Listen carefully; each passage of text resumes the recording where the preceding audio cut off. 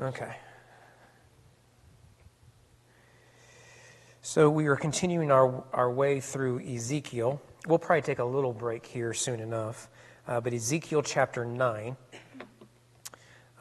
we are in the middle of a subsection.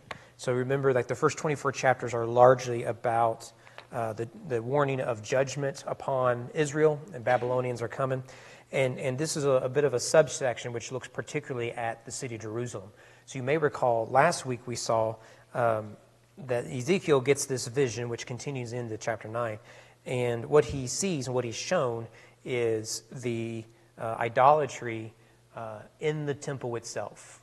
And it is men and women. It is among those with authority. It's those who are doing it in public, those who are doing it in private, so on and so forth. So God says, look, this is the problem. My glory is going to leave the temple. That'll come later in Ezekiel. But the reason it's leaving isn't because I'm abandoning my people, but I've been kicked out by them. And so now we see quite an interesting chapter.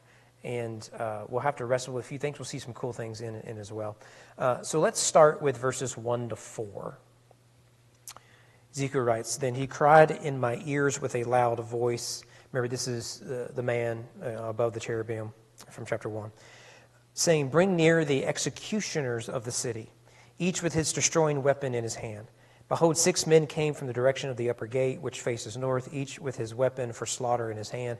And with them was a man clothed in linen, and a writing case at his waist, and they went in and stood beside the bronze altar. Now the glory of the Lord of Israel had gone up from the cherub on which it rested to the threshold of the house. And he called to the man clothed in linen who had the writing case at his waist."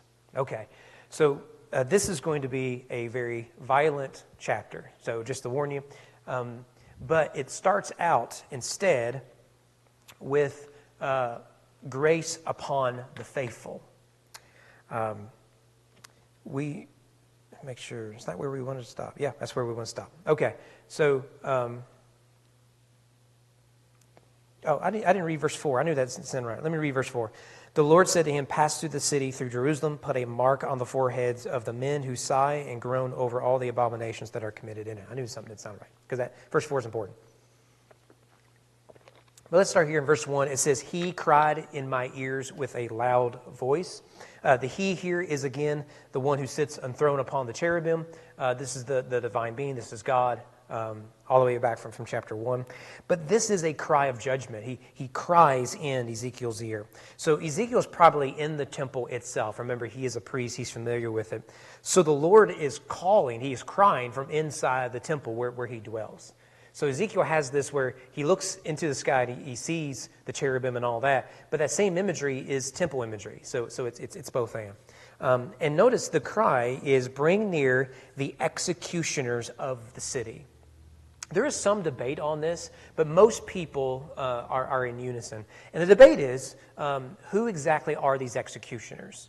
You really have two options, generic options. One is, these are men, which would be likely Babylon. As we'll see, the Babylonians are going to come in, they're just going to slaughter everybody. And we've talked about them, along the way. There is another option, which, from what I've been able to find this week, most would lean in this direction. I certainly would lean in this direction. Is that what is being described here are not the Babylonians. The executioners are actually divine beings sent by God to carry out God's judgments. Now, to be clear, that this is not unique in the Bible. When we think of angels, we think of chubby cherubs you can put on your windowsill, whatever it is. The Bible presents angels and other divine beings as frightening. I mean, they're frightening. The shepherds in the Christmas story, they're not fist bumping the angels in the choir. They're frightened. Everywhere you go, they're frightened. And one of the reasons is because they can kill you. They straight up kill you. So let me show you a few examples of this. Show you, I didn't make it up.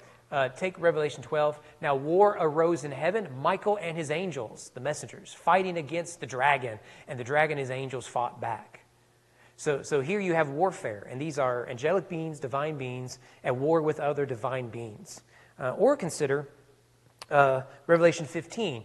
One of the four living creatures gave to the seven angels 7 golden bowls full of the wrath of God who lives forever and ever. Notice here, it is the angels who are carrying out the judgment. They have the bowls. They also, of course, they don't break the seal of the scroll because only a lion can. But anyways, they have the bowls and they pour them out. And with that comes the judgments. So it's a symbolic way of saying they're carrying out the judgments of God. And this introduces that idea. Acts 12. When Herod put on his royal robes, took his seat upon the throne, and delivered an oration to them, the people were shouting, "The voice of a God and not of a man." Right? And what Herod should have done is, that is a bit of an exaggeration. Remember me come the election, but for now, let's simmer this down. And immediately, an angel of the Lord struck him down because he did not give God the glory. He was eaten by worms and breathed his last. By the way, Josephus has similar language when he tells the story, which is interesting. It correlates with what Luke reports. So notice that it is an angel of God that does this. We can look at 2 Samuel 24. So the Lord sent a pestilence on Israel, and there died 70,000 men. When the angel stretched out his hand toward Jerusalem to destroy it, so he's destroyed Israel, now he's about to destroy Jerusalem, the Lord relented. Obviously, I'm leaving a lot of stuff out there. So notice the assumption is that it is the angel. Yes, it's a pestilence, a natural cause, but the angel sent by God is the one who actually carries it out. Both are true. It's a natural cause and a supernatural cause. 2 more. Exodus 12. The Lord, we'll come back to this. The Lord will pass through to strike the Egyptians. When he sees the blood on the lintel and the 2 doorposts, the Lord pass over. This is the Passover, of course, you know it well. But consider this, and will not allow the destroyer to enter, whatever that says, enter your houses to strike you. But the destroyer is a reference to some divine being. There's a lot of discussion as to what that is. But at the very least, this is some divine being whose purpose, in obedience to God, is to kill the firstborn son. And so when the door is marked, again, we'll come back to that, the destroyer passes over. One more, 2 Kings 19. And that night the angel of the Lord went out and struck down 185,000 in the camp of the Assyrians. When people rose early in the morning, behold, these were all dead bodies. This is the angel of the Lord doing it. So the purpose is to say that what we see here should not shock us. This is a common pattern throughout the Bible. And I do believe that they are divine beings. Now, verse 2 describes them as men. Behold, 6 men came. Later we'll meet a 7th man. Now, just because they're called men doesn't mean that they are literally men. Yeah, Don?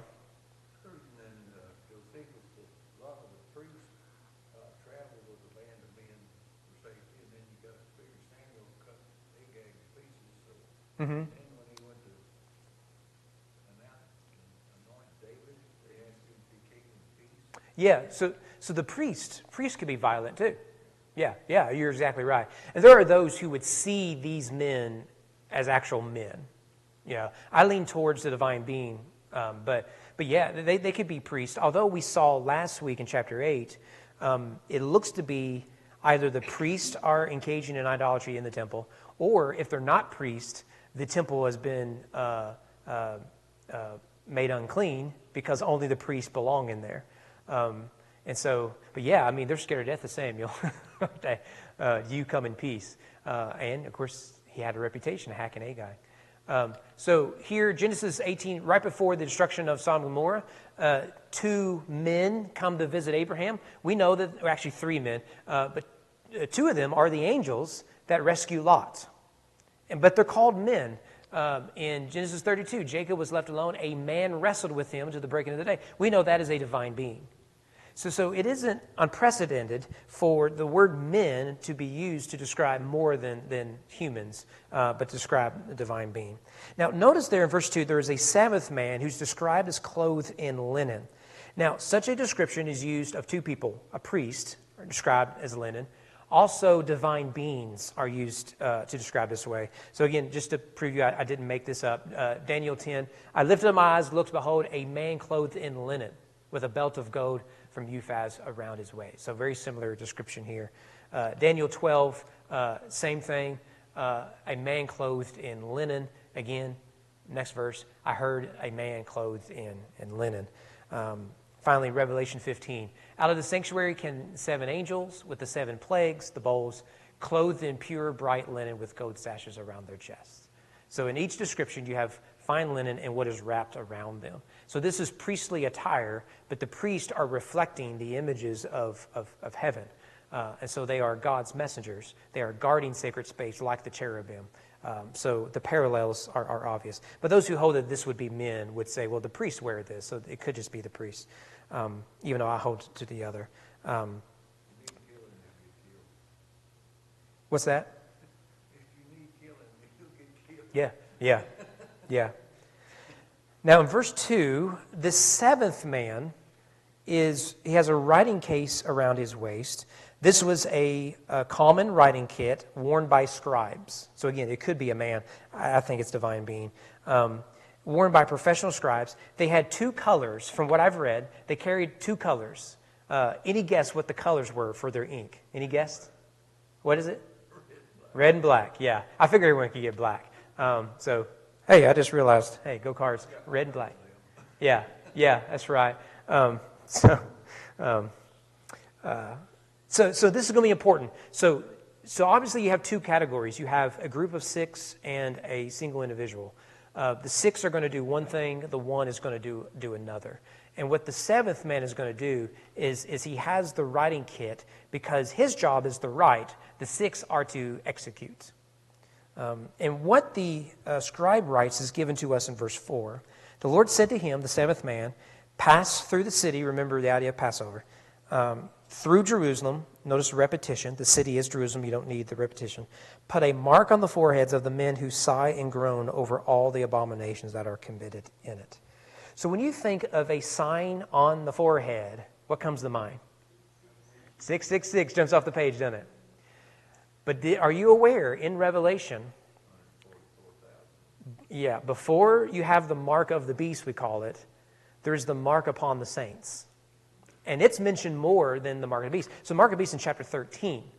But we always skip over the mark of the saints. So in Revelation 7, do not harm the earth or the sea or the trees until we have sealed the servants of our God on their foreheads.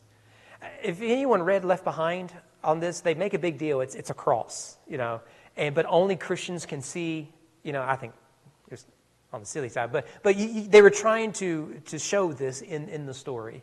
Same thing in Revelation 9, they were told not to harm the grass of the earth or any green plant or any tree, but only those who do not have the seal of God on their foreheads. So notice here, it's wait until we seal those upon the forehead. Then it's, okay, now they're sealed, they're marked, go after those not marked. And that's what we're going to see here.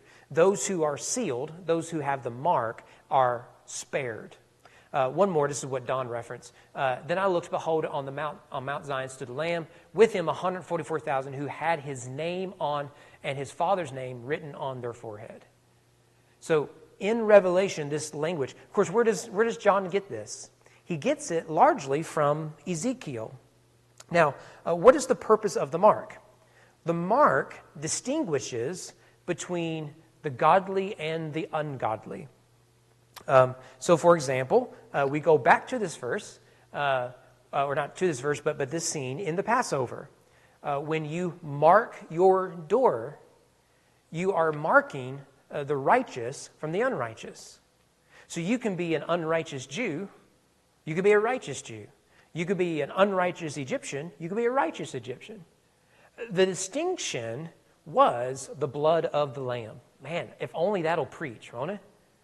Right? So let me preach for a minute. When the destroyer comes, he does not ask about who's inside the house. Well, tell me, are they nice people? What sort of attendance do they have at the local Baptist church? Do they still call their mother each week? No. They have one requirement. Are they covered by the blood of the Lamb? Are they marked by God? That's it. That's the only thing. If only I can think of a good application for Christians in the 21st century. But notice here, it is again, it's a mark. Here, it's the blood of the Lamb. The mark is to separate the godly from the ungodly because the destroyer is coming through. Another example is in Joshua chapter 2. This is the story of Rahab. So when the Israelites come and they're going to rescue Rahab, what is the mark? Is a scarlet thread. Now, Christians will take the color of the thread and they get right to Jesus. But we won't do that here. We've actually looked at that passage in the past, if you can find it somewhere online. But it's the same thing.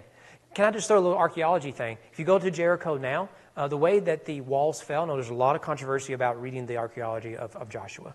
Critics disagree with the Bible. Those who like the Bible disagree with the critics. So there you go. However, we know that not the entire wall fell. There was a section where there was housing right on the wall that stood. That's exactly the way the story reads. So that's just worth mentioning. And everyone agrees on that because you can go, you can see it, even to this day. Okay, so with that said, there's going to be a mark. The seventh man, this divine being, is going to mark a remnant of people. So this is grace to the faithful amid the chaos of Jerusalem, the idolatry and the spiritual adultery. I want to throw this up here. The word mark is the word tav. So it is the word tav. However, the word tav in Hebrew is a letter. Are you following me?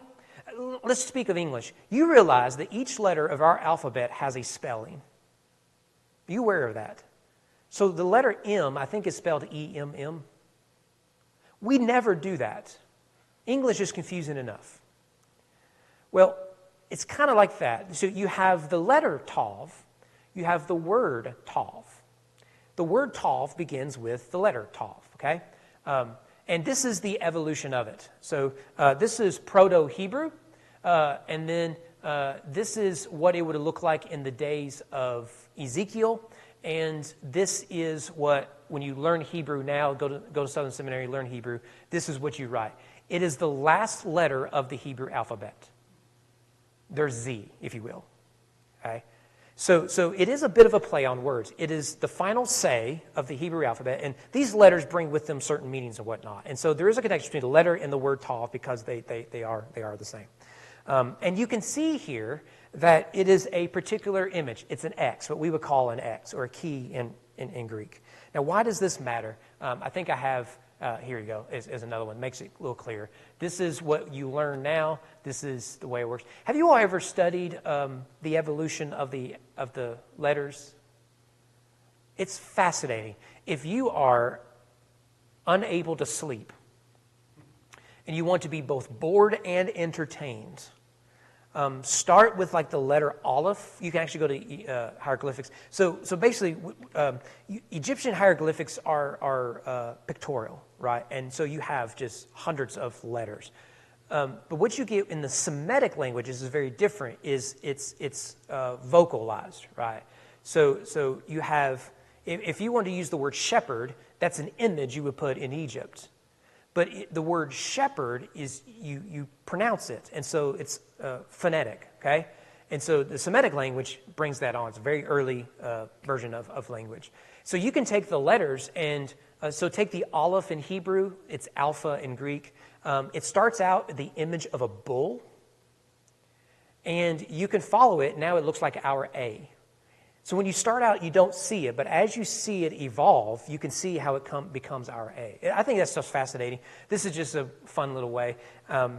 You can kind of see, this isn't a good example, you can kind of see how this becomes this becomes that becomes this. I'm willing to bet in your handwriting, especially now we're in a digital age, our letters are changing. Because we've gotten a little lazy. You know, this is sort of way language changes and writing changes. We just become lazier. This is a block script. This is a cursive script. Anyways, that's more information than what you needed.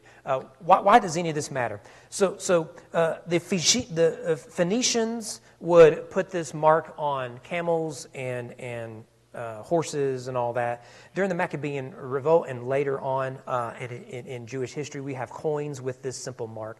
This mark became connected, particularly in Israel, because of the Ezekiel passage, with the mark of God, God's signature. In fact, in Job 31, Job says, "Oh, that I had one to hear me. Here is my tov." Right there.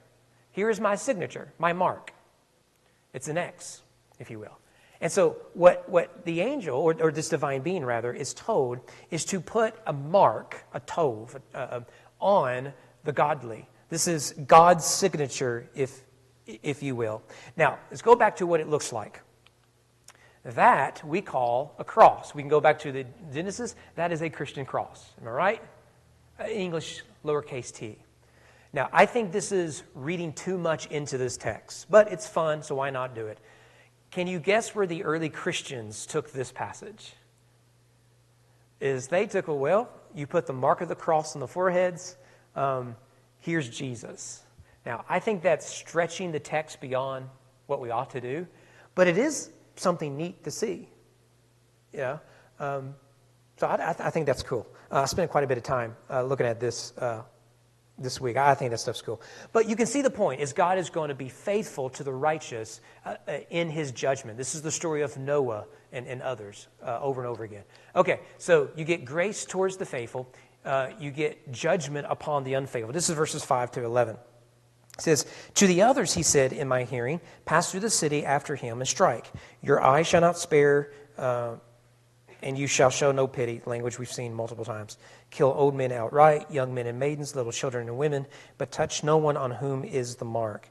Begin at my sanctuary. So they began with the elders who were before the house, and then they said to them, defile the house and fill the courts with the slain, go out.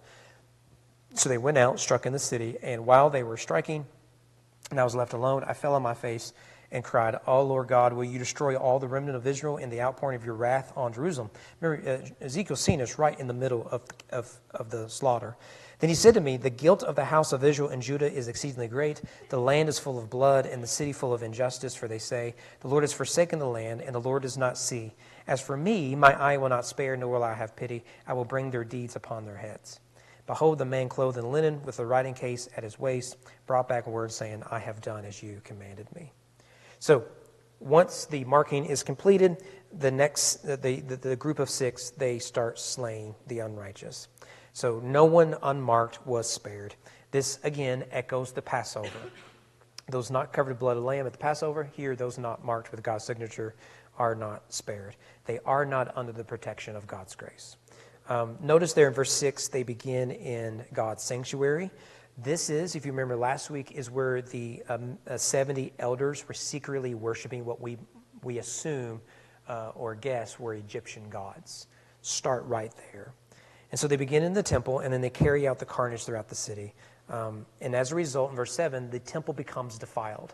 Now, they're kind of having fun here. I mean, fun's not the right word.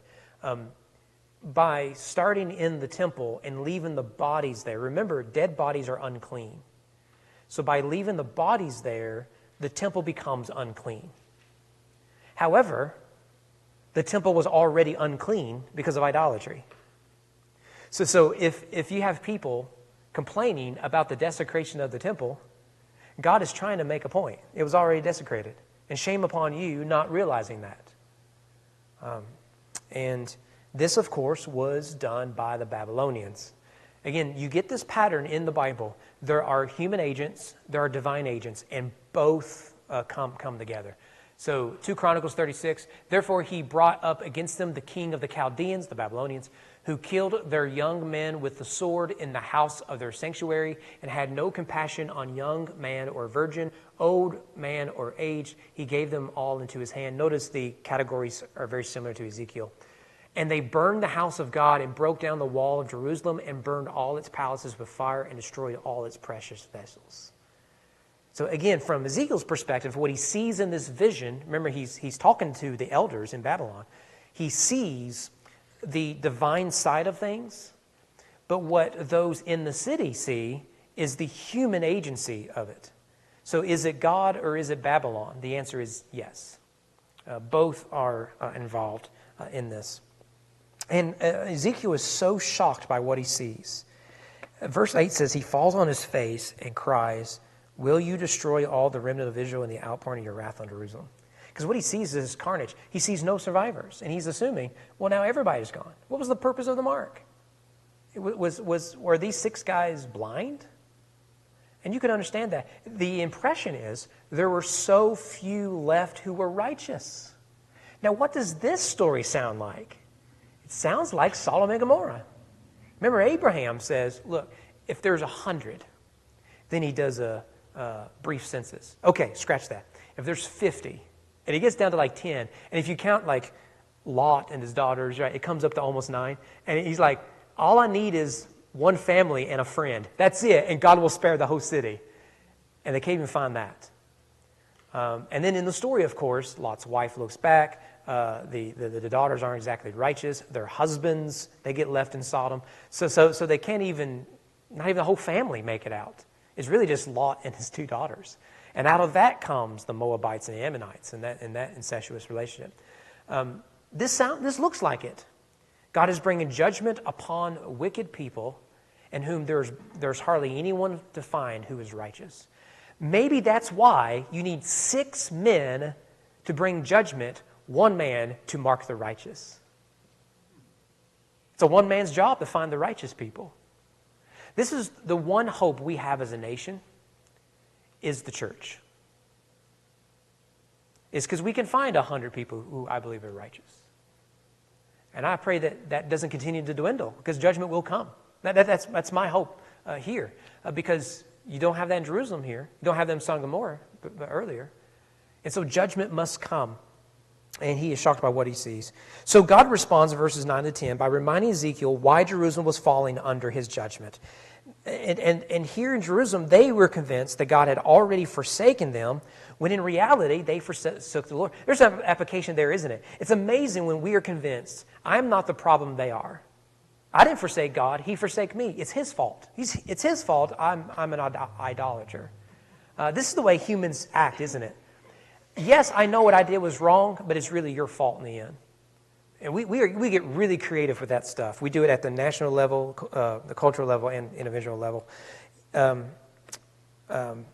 But Israel proves, ultimately, they think God is gone. We can act however we want. And little do they know God sees everything. Well, the 11th comes, the chapter ends there in verse 11. He comes and says, hey, I did everything you commanded me. This is the answer to Ezekiel's concern, is that he was successful in marking the righteous before the executioners came. And so we see this, that God is sparing a remnant. Remember the story of Elijah? We talked about this a few weeks ago. When Elijah, he runs away in depression. He takes a brief vacation, and he's depressed. He tells God to take my life. And remember what God says? I have preserved a remnant who haven't bowed the knee. And you see something similar here. Paul talks about this in Romans 9. Isaiah cries out concerning Israel, though the number of the sons of Israel be as the sand of the sea, only a remnant of them will be saved. For the Lord will carry out his sentence upon the earth fully and without delay. So again, same idea. Paul, of course, referencing Isaiah. Same thing in chapter 11. What is God's reply to him? I have kept for myself 7,000 men who have not bowed the knee to Baal. That's the story of Elijah that Paul is referencing. Same thing, that God saves his people. God's covenant is with his people and with the righteous. That is good. This does not mean the righteous don't suffer, but the righteous do not suffer under God's divine judgments. Why? Because they are under the blood of the Lamb. That's why. The thing I've noticed too, though, that there's people that's doing a lot of good works, but still haven't accepted the gift. Yeah. That's the temptation of religion. I thought of a story too about this, where the guy changed my Mm-hmm. and was driving down the road, and his wife said, "We used to sit together while you were driving." He said, "I ain't moving." Yeah. There's a lot of application you can give that. It's exactly true. Because they don't make cars like that now. You know, they put that big old gap. They're like, this is for the married couples. You know, you're lucky she's sitting in the front seat with you, you know. I had a truck that had a permanent compartment in between the seats, and my daughter-in-law used to ride on it. It was busted time. I got the truck back. All right, so what do we do with this? What are some just points of application? I find this to be a fascinating text. So just a few things before we head out. Maybe we'll get out early. Maybe. First thing is judgment begins in the house of God and its leaders. I think that's clear here. God brings judgment upon Jerusalem, upon the Judahites, in Jerusalem, in the temple, among its leaders. Those who are in the heart of the temple, God begins with them. At the end of the day, leadership bears responsibility. And in the Jewish system, I would say even now, there is political leadership, there is religious leadership. This has been the case throughout history. Both play a role in the culture and in society. It's morality, it's integrity, it's behavior, stuff like that. And judgment starts with them. Tom? Be not many masters. Yeah. Yeah. I don't have it here, but James will say, I think it's James, that desiring to be a teacher is a good thing, but you may not want to desire that. They're held to a higher standard. Yeah. So I have... Mess up, you don't have an excuse, but Say that again? if you mess up, you don't have an excuse the way it reads. Yeah. So these leaders bear responsibility. Now, so there's a distinction. To bear responsibility doesn't necessarily mean you're guilty of it. By the way, I would say this about heads of households. The behavior of your kids or spouse or whatever, you may not be guilty of that action. You're responsible for your family. And that's the way leadership works. And so you may not, of course, in this case, they were engaging in the behavior. And that's usually how it goes. A nation starts to act like its leaders. What's the old saying? In a democracy, you get what you deserve, good and hard. And we certainly have that in America. But anyways, 1 Peter 4, for it is a time for judgment to begin at the household of God. And if it begins with us, what will be the outcome for those who do not obey the gospel of God? It begins with us. So you've heard me say, I think revival begins with the church of God. And I will say my biggest concern for revival in America is the majority of our churches are grossly sick. Grossly sick. Years ago, no one remembers this, and that's fine. I presented a paper at KBC, the Historical Society, on the Great Revival of Kentucky. You all have heard me talk about it. And I did a version of that here. I think we spent 2 weeks on it. No one remembers it, and that's fine. Just pretend like it never happened. One of the things that stuck out to me, so the Great Revival in Kentucky, 1800s, part of the Second Great Awakening. You all are familiar with the Cane Ridge Revival. So that was among the Presbyterians, the Methodists, and all of them. They kind of went crazy. They started barking and dancing, and they kind of went crazy. The Baptists, on the other hand, were significantly more boring. It started in Gent, Kentucky, of all places, in what is now Gent Baptist Church. Benjamin Cray was a deacon there, my ancestor. John Taylor was preaching. It was a unity service, Methodist and Baptist. Anyways, within about a year and a half, 2 years, the number of Baptist churches doubled. The number of Baptists tripled. Churches just exploded. And the years leading up to that, they didn't have hardly any baptisms. But what they did have was church discipline. So you had churches who weren't baptizing and adding to their numbers. The state of Kentucky was exploding because it just become a state and joined the Union in 1792. So between 1792 and 1800, you have an explosion of population. No one's going to church. And what were the churches doing? They were kicking members out. And we can laugh about the reasons they were doing that. But what mattered most to them was not growing a church, but keeping the church pure. This is where, when I complain about consumerism and American evangelicalism, we have flipped that. We care less about the purity of the church and more about the numbers filling our pews. And as a result, most of our churches are very, very sick. So a revival comes, what are they going to get in our churches? In a lot of our churches is going to be some version, American version of some prosperity heresy. Or a soft gospel that is, God loves you, has a wonderful plan for your life. He wants you to be happy and all that. Or some version of religion, performance, ritual, whatnot. It is very difficult, frankly, throughout this country to find a solid, biblically based, gospel-focused church that is healthy. And no church is perfect, but revival must begin in the house of God. Judgment begins in the house of God. Same thing in Hebrews 13. Obey your leaders, submit to them, for they are keeping watch over your souls as those who will have to give an account. And I love this. This is my favorite part. Let them, your elite spiritual leaders, do this with joy and not with groaning, for that would be of no advantage to you. In other words, don't make their lives miserable, church members. I find that hilarious. This was clearly written by local pastor. Anyways, so first thing is judgment begins in the house of God. Secondly, intercession is an important ministry. Go back over to verse 8. What is it that he prays? O Lord God, will you destroy all the remnant of Israel in the outpouring of your wrath on Jerusalem? Again, this is a remnant of the story of Sodom and Gomorrah. Abraham is interceding on behalf of the wicked. Moses intercedes on behalf of the wicked. And now Jesus does it on behalf of the church. Intercession is an important ministry. We do this even now, don't we? We meet to pray and to open up our Bibles. We intercede on behalf of others. Intercession is a vital part of prayer, which is why when we pray, spend less time on personal needs and wants and more on particularly the spiritual needs of others. If prayer is powerful, intercession is an important ministry the church can have. I inherited this when we came here. Mondays we pray, we go back here in the living room, and we pray for every member of our church.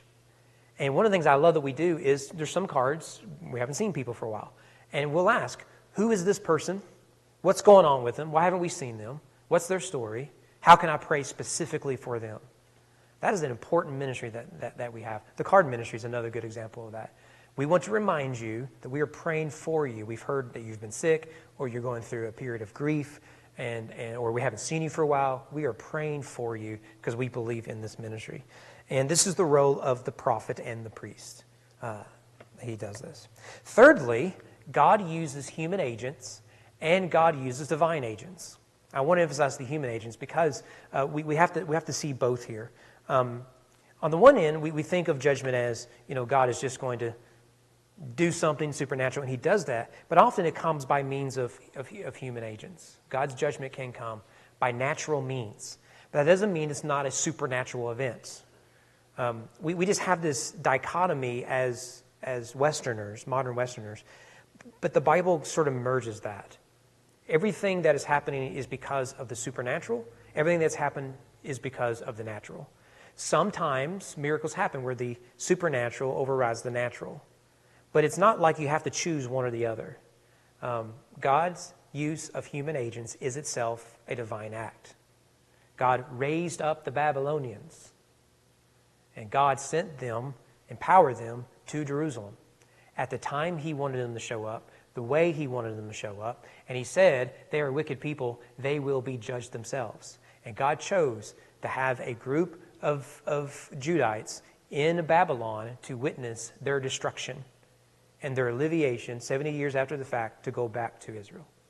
That's the story of Daniel, Ezekiel, Zechariah, Haggai, Nehemiah, Ezra, and others. So God uses that. Here's the last thing.